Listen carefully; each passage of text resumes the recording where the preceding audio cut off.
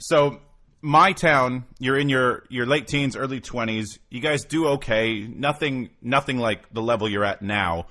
But the fact that you've gained success later and it didn't hit you at first probably has made you guys, one, a lot better musicians because you got more time to practice, and two, probably more grounded now that everything is hit. Of course. Do you want to talk about how you guys have dealt with it a little bit? Yeah, I guess so. I mean, it's no, I guess it's no secret that we were in a pop band when we were younger, but it's a totally different thing, you know. I mean, I ended up getting signed for the Script when I was 27 years old. So I think that it's definitely paid to our benefit that we've gained experience, that, that our songwriting, I don't know what it is, but you know when you have like a young band singing songs that are well beyond their years, it's just not believable. And I think that we just gained this wisdom, and I guess we gained a lot more lines in our face to be able to be more of a believable band. But I know what you were saying. I mean, it's definitely a lot more, you get a lot more time to practice, a lot more time to hone your craft. But not only that, but we got a great experience of being in the industry, and we had record labels, we were signing acts, we were doing loads of stuff like just after the band had disbanded. So, in learning how to rip off people in record deals, we obviously learned how not to get ripped off. So like this big kind of, I guess, full circle of, we'd been in the industry, got out of the industry, in the band, then went behind the glass, so to speak, like before we were in front of the glass recording, and then we got behind and started producing and writing. I have to say, I think it's one of the best ways you can round yourself off as an artist or a producer, is to just go right into the firing line. So we went to Orlando for 4 years, went to LA for another 4 years, and we were just the whole time just studying our craft, trying to get in with people, trying to get in with producers, songwriters, everything, really hustling to try and make it work. So as I said, a lot of people see the Script and go, well, overnight success, but it's been the longest fucking night of my life. So then the success hits, and here's what I find extremely interesting, because I can't remember if it was you or Mark talking about this in an interview, but you break even hits, you guys get this massive success, the economy collapses at the same time, and instead of you being the starving musicians with your friends feeling sorry for you at the pub buying you pints, it's turned the other way around. So that must have been really interesting when Science and Faith was recorded. Yeah, I mean, for us, for the first time was the first song that came along. We went back to Ireland, and we'd realised that, everyone's down and out. Everyone's just fucking really, really in a bad way. And rather than coming home to share the success of what we've done worldwide, you almost just wanted to shut your mouth and, just dig in, take a shovel and dig in, because, it was such a long, long time. We were there 10, 15 years, being very, very unsuccessful, like borrowing money, doing the whole shebang. And then, the tables turned where, we were enjoying success. And again, it's at this period, who knows, 2 years' time, it could all flip around again. You never know. Fucking we're broke and everyone else is rich. You never know. But for us, going back and actually writing about that and being part of it, that was really important for us on particularly on Science and Faith. But, I think now, even on the new record, on number 3, we still have the sense of optimism. We may not have a pot to piss in, but at least we're all here together, and we still prescribe that, Yeah, and I do want to talk about the optimism, and especially Hall of Fame, the Empowerment song, and there's a whole bunch of cool tunes on the record, but kind of go in order here. So we're still at Science and Faith, and I found the title of Science and Faith really interesting, and I'm sorry to go back to the record, but we've never spoken before, and I want to kind of encompass everything in this article. Science and Faith, can the two live together? That's a very interesting pairing. I'll tell you now, the Science and Faith, the ultimate question is that can the two go together? And I've talked to people. I've talked to, men of the cloth, and I've talked to people who are, men of tools or science, doctors, and etc. And it doesn't matter how far you go down one of the other roads, or one of the two roads, they always lead to the other one. Because religion can only explain so much, and then science has to take over. And then on the opposite side, science can only explain so much, and then religion has to take over. Well, what I mean by religion, I just mean faith. It's a very, very, it's a crazy thing. I mean, talking to doctors, they've, a friend of mine is a brain surgeon, and the more he goes into, he wanted to help people and, start looking at the chaos of the human body. But the more that he got involved in it, the more he gets involved in seeing the down on this very molecular level, he sees that there's a pattern to all of this. So he went away from religion, went to science, and then came back to religion when he's seen on its infinitesimally small level, there's a pattern here, there's a maker, there's a sign of an architect. And I just thought that was amazing. I was sitting there going, whoa. So it doesn't matter how far down the road you go, you can only explain so much before something else has to take over. Crazy. That's interesting. Well, I mean, it really is interesting. But I mean, for us on Science and Faith, we kind of went, right, well, imagine science being a man and faith being a woman. And science being the kind of logical guy, he thinks he has it all figured out. But then faith, can say one or two words and just slap him right down. And there is no real winner. I just thought it was a great kind of male energy, female energy. That's why we have the two hands on the front of the album, which is basically saying, well, if her name was Faith and his name was Science, there's the two of them, but the two can't live without each other either. So although they are opposing ends, it's like, I guess good and bad. You can't live without either one. And not one can exist without the other. I mean, it sounds like we've overthought it a lot, but I love overthinking stuff. I don't think you can overthink the where do we come from question, man. I don't think we're ever going to really get answers to that. So there's no overthinking. I think we're all made of music. I think genuinely we're all made of music. We're all made of frequency. We're all made of music.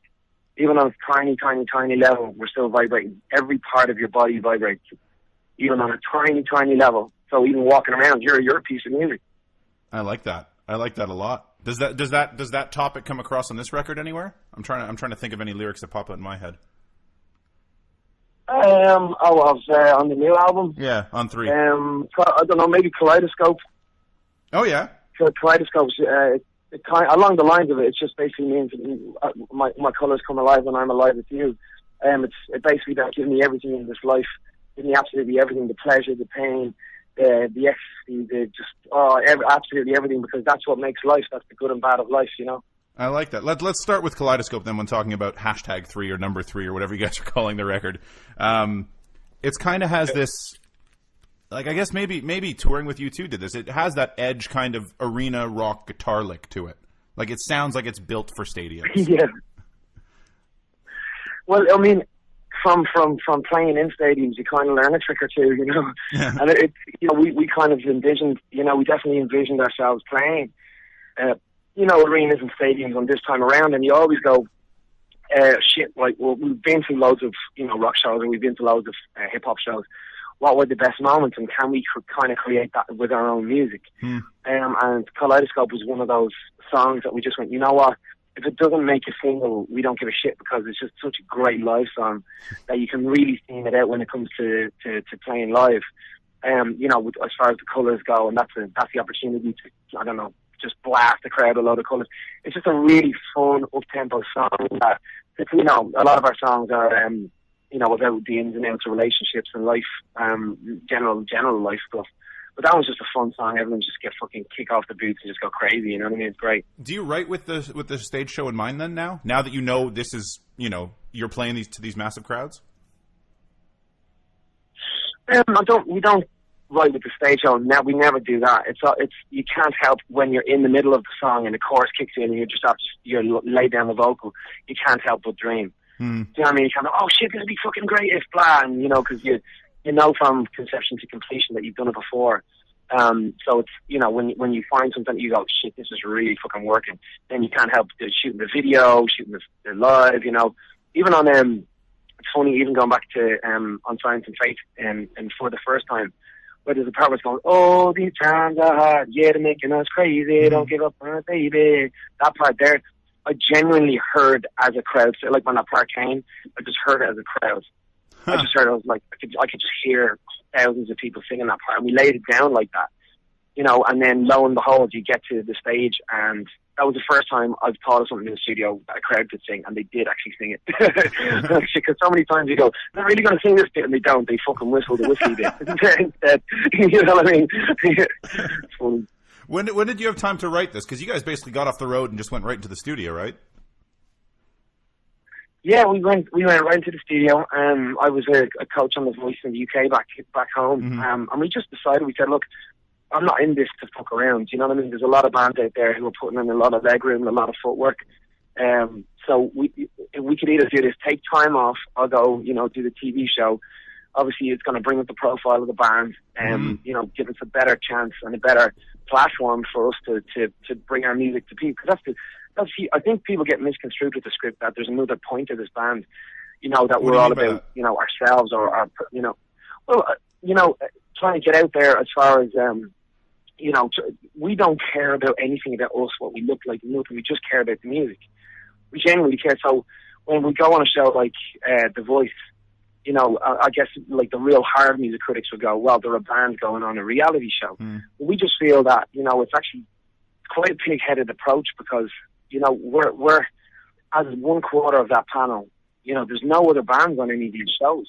You know, Will's in a group, but I'm in a band, and I think it's really important that bands don't actually snub their noses at these opportunities to get their music out there, to build up a profile, because not only did we build up our own profile, but we also brought up bands in general. You know, kids were coming up to me weeks after I'd done the Voice and said, well, I just picked up a guitar and I want to play it like you did on that U2 song, or I just picked up a, you know, keyboard, I want to play it just like you. Nobody was saying, wow, I want to spin on my red chairs just like you. So I was proud of that. I was proud of the fact that, well, kids are actually watching it, picking up instruments and going, I want to be like him. And I think that's really, really important because, you know, musicians out there, they might be the next little Jimi Hendrix, but you know what? He hasn't had a guitar in his hand yet, and he's probably sitting there watching X Factor. You know what I'm saying? So, you know what I'm saying? I'm just talking these days because 14 million people watching this thing. One of them is bound to be good at music, and one of them is bound to go pick up a guitar afterwards. You know what I mean? So I'm proud of that anyway. What about you? When you pick up, what do you pick up first? When you're typically going to write a song, do you gravitate towards piano or guitar? Well, you see, because I went through different stages of, I wrote, like, I used to spend all my early days on guitar. That was my first instrument. When I always had a piano in the room, so I'd always go to that if I was bored. What about for if I was bored on the, sorry, say again? What about for this record? What did you gravitate to more? Or was it more of a group dynamic writing in the studio? Oh, right, on this one, I guess, I don't know, it wasn't really a concerted one on this one, actually. I think it was more guitar, actually. I think I played on this one. Obviously, there's piano riffs the whole way through, like If You Could See Me Now, Hall of Fame, etc. But they kind of didn't start on there. They just started on kind of guitar ideas and stuff like that, and then they elaborated into, I suppose, guitar, really, yeah. I think actually more or less Logic. I think it was the instrument of Logic, just fucking around with samples, messing around with bass lines. You know, I play bass and keys as well, so sometimes I write in the bass. You know, a few tunes that we started. I mean, Kaleidoscope was definitely a bass started song as well. Interesting. So Logic. That's interesting. So you guys choose Logic over Pro Tools. I'm not going to get all nerdy on you. Doesn't matter. You mentioned 2 songs in there, and we don't have too much. Yeah. You mentioned 2 songs. Nobody wants to know that shit. Yeah, I know. Well, I do, but they don't. That's fine. So let's talk about one of those songs. You mentioned The Voice, and you mentioned Hall of Fame. So Will I Am, obviously a big part of that song. How did that? Did you know him before The Voice, or is that where you met and said, "Hey, come join me on this tune"? Yeah, that was exactly it. You know, we were on the show, and I'd been playing him a couple of tunes, and he just gravitated towards Hall of Fame. As soon as I played it, he was like, "Yeah, dope, yeah, dope." So can you play it again? And I went, "Yeah, absolutely." So he just turned around and he's like, "Well, what are you doing with the song?" I said, "Well, it's a possible first single." And he goes, "No, that needs to be a single." He goes, "Not so much so. Can I have the song?" He said, "If you're not using it," I was like, "No." He said, "Please, can I have it?" So we got him into, he was trying to get us into a verbal headlock to agree for him to do the song. It's all your lyrics, or did he write stuff too? Not. So, no, they're all our lyrics there. Oh, cool. The whole track was done. I mean, literally the whole thing was done. And then we brought it to Will. Will just wanted to literally just sing it. So we brought this track to his apartment, or his hotel room, where he had his recording studio. It was just cool. We just sat down. He did. I thought he was going to maybe take a verse. But he did it line by line, so I sing a line, he sings a line, I sing a line, he sings a line, which I was like, that's fucking really, really cool. Great approach to the song as well, and it's, you know, it just kind of changes it up from the usual duets where someone's, you know, waffling in the middle, like going, yeah, and that's it. You know what I mean? No, this is like a proper duet. We're kind of classed as a duet. A duet, I like that, yeah. That's a good quote. Yeah. You also mentioned If You Could See Me Now, and pardon my ignorance in this, but I mean YouTube lies, or not YouTube, Wikipedia doesn't always have the correct facts. So your father passed away, and sure. my condolences for that. And Mark's mom passed around the same time too. Thank you. Mark says he can't play it live. He said he could barely listen to it in the studio. How are your feelings on that song? You know, because I come from a different mentality as well. I love the song, and I think those songs that are most personal and are the hardest to play, you have to play because you know, if it is moving you enough that you can't bring yourself to play it, then it's obviously there's something there that needs to come out. You know what I mean? And you want to shy away from that. But you know, I think what he said was he was unsure whether we should play it every night or not, or you know, when is the right time. You know, because we played it a few times now on tour. Oh, okay. We played it maybe 3 or 4 times, and it's gone down incredible. You know, on the first night, I know we were all a bit nervous about doing it, but at the same time, when we did it, you know, you just see the front row and there's 5, 6, 7 people. I'm underestimating here, of people who are just in tears, just streaming down the face, and you know that. Well, with a song like that, it's no longer really our choice whether we play it or not, because it means something to other people. And I think for me personally, I feel the more that you sing something or talk about something, the better it gets. Definitely for me. But you know, that's why I'm prepared to sing it every night. I love the song, but look, again, it's hard when I'm on stage. It's an out of body experience when you're on stage, because you're on stage. Okay, look at this person. Look over there. Walk over here. You're kind of thinking in your head. Well, and you can kind of get away from it. But when you do, if you do zone in on the lyrics, and I do kind of concentrate, I'm on stage, Mark's on stage, and he's singing about missing his parents, I'll go fucking mad. You know what I mean? So I kind of see myself off with the drummer while he's singing his lyrics. It's just hard. It's a hard song to get through, you know? Absolutely. What about another tune I wanted to talk about just before I let you go here is 6 Degrees of Separation. That needs to be a single if it's not already planning to be, because that thing's going to be massive if it does get released. Is it an easy? I just got the video yesterday. Oh, so it will be perfect. Good. Take that off my list. Yeah, you got good ears on you. Well, thanks, man. The 6th is when you admit you may have fucked up a little. That line is killer. Yeah. So is that you tend to have a poignancy for writing breakup songs, or at least the ones that get released. I guess they relate to most people. So are these easy songs for you to write, to put them on paper? You were just saying you feel better when you talk about things more. So do these words come out easily? Yeah, they do. It's just in what order. You know, I think that's the conundrum is, you know, because I've been writing songs for 20 years now, and I think the hard part, the easy part is knowing what you want to say, but the hard part is how to say it. And you know, when you come from a songwriting background and actually just a general, you know, blokes background, you know, with songs like Break Even, you know, what I love about Break Even is that it managed to wrap up in 3.5 minutes what I've been trying to say for 4 years to this one person. You know what I mean?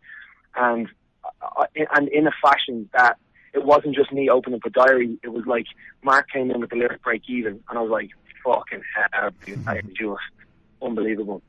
So it was I think a point in time where the perfect melody matched the perfect sentiment. I was ready to talk about it, but then also a lyric that stands above a lot of the people's lyrics that are on the radio at that time just happened to come along. And I think that's really where Break Even came out of, because, you know, it was just the right time for a lyric. Like, it was one of the best lyrics we'd written, and to happen at that time where it meant so much, I guess, for us to be writing the song. 6 Degrees is no different.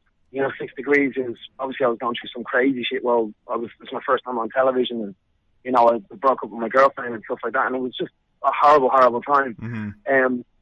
But for the lads to be able to see that in me, and then to not only, you know, help me, I think, through therapy, fucking, you know, writing songs, which is what it is at the end of the day, but then to also for another lyric like a Break Even to come along with the 6 Degrees of Separation.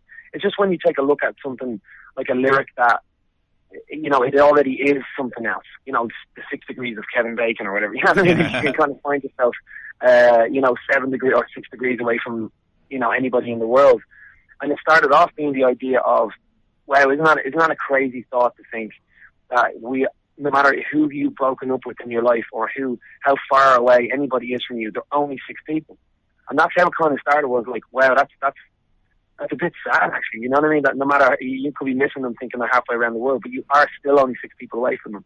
I thought that was really interesting. But then we changed the lyric to turn around to be like the 6 degrees, like the 6 steps of the separation. I was like, fucking hell, dude. You know what I mean? Like as a lyricist and as a Oh yeah, as a songwriter for sure. you can recognize you could exactly, you know, when you can recognize a great lyric when you hear it, and that was like, oh yeah, it was just like, and it was the right bed for me to, you know what I'm saying, to be able to open up and then to talk about obviously what I did, because you feel comfortable enough knowing that shit, this is a fucking big one. You know what I mean? And by big, I mean here's a song that, as you said when you started this, the conversation was that it's gonna be heard by a lot of people. A lot of people are really gonna, I think, gravitate towards it just because it's so honest. You know what I mean? And it shows both sides. I think that's a brilliant thing in the song as well. Because when you forget about the songwriter and you think about yourself, you know what I mean? Mm-hmm. Back to the songwriter thing just for a second here. I wrote this down. One of you guys said we're still writing The Man Who Can't Be Moved. Like you as a songwriter, you're still never happy with the finished product. There's always more that you can improve on, and there's always more that you heard. Oh, maybe we should have done it this way. Maybe we should tune that way. Maybe we should have added a kick here or something like that. How are you? Are you still working around that, or have you able to separate yourself from that? No, it's kind of the same, really. You know, like when's the last? When is the painting done? You know, when does the artist put the last lick of paint on it? And you know, I think deadlines are a really good thing when you're talking to musicians because it's never done. You know, we did a perfect example of that was when we were just doing what was it? Yeah, Kaleidoscope. Actually, funny enough, the song Kaleidoscope. It was sent in to be mixed with Spike Spence, and we turned around and it was like 2 days before we sent it. I actually just got in the studio and marked a few whiskeys on it, and I just turned around and went, I don't think that middle eight's that good. And he's like, what? Yeah, just let's rewrite the middle eight. And he said, what? He goes, we're 2 days away from fucking completing the album. And like, it's going to be mixed tomorrow. I'm like, let's just do it. So we went in anyway and recorded a new middle eight. And it was 2 weeks later then it's gone down to Spike's studio to hear all the final mixes. And we got to Kaleidoscope, it was one of the last songs. And as we're listening down, we got to the middle eight, and both me and Mark totally forgot that we changed, in the middle of the night, we changed the middle eight totally to this other thing. Without you, the shadows in match black pitch. There's 100,000 light bulbs, but there ain't no switch. Right? And so there were the lyrics, and I was in there going, what the fuck is this? I totally forgot that we changed it. I was going, what the fuck is this? And and Max is looking at me and goes, I don't know, man, I think it's really good. And I'm like, this is fucking deadly. So literally up until the point where it was being reefed out of our hands, we were changing shit. You know what I mean? It's so funny. I just got such a kick out of it, and neither of us remembered doing the middle eight, but it was better than the one that we consciously remembered doing. That's fantastic. Before I let you... Sorry. Are we just going to do... Do you have one last question? I do. It's 5 quick questions, one-word answers. Okay. Road or studio? Oh. Studio. Lennon or McCartney? McCartney. When you hear a song, what usually hits you first? Lyrics, melody, or rhythm? Lyrics. Song you've written you're most proud of? Ooh, I can't say that. I'm prepared more than yeah. Cool. So instead, what are you most excited to play live tonight? 6 Degrees Separation, probably. Awesome. And in one word, the script. Truthful.